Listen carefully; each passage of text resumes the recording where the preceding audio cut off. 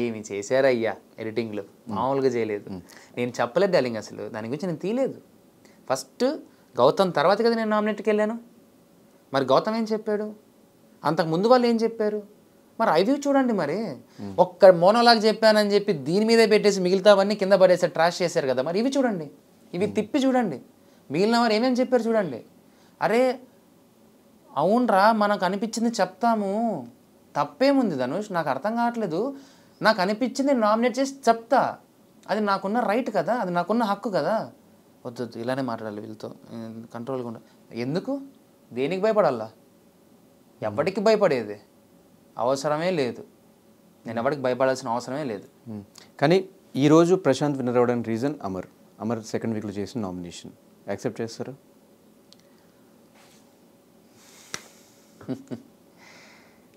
అంటే దీని గురించి ఇప్పుడు నాకు తెలియదు డార్లింగ్. ఇప్పుడు నేను చెప్పడం వల్ల వాడు అయ్యాడో నాకు అవన్నీ తెలియదు. ఇప్పుడు అది నేను చెప్పాను అనుకో, అవునో కాదో అంటాను అనుకో, కాదన్నానంటే ఇంకో రకంగా మాట్లాడతారు, అవునన్నంటే ఇంకో రకంగా మాట్లాడతారు. విన్నర్ అయ్యాడు కదా, హ్యాపీ ఉండని. నేను రన్నర్ అయ్యాను, నాకు ఇంకా హ్యాపీ. నిజం చెప్తున్నాను, ఇంత రిగ్రెట్ కూడా లేదు ధనుష్.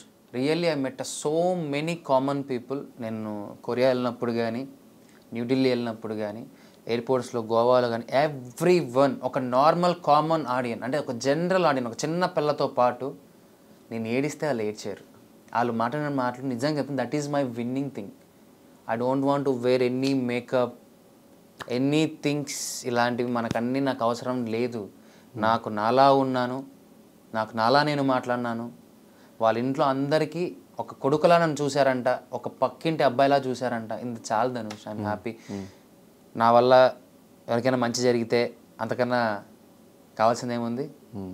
హ్యాపీ.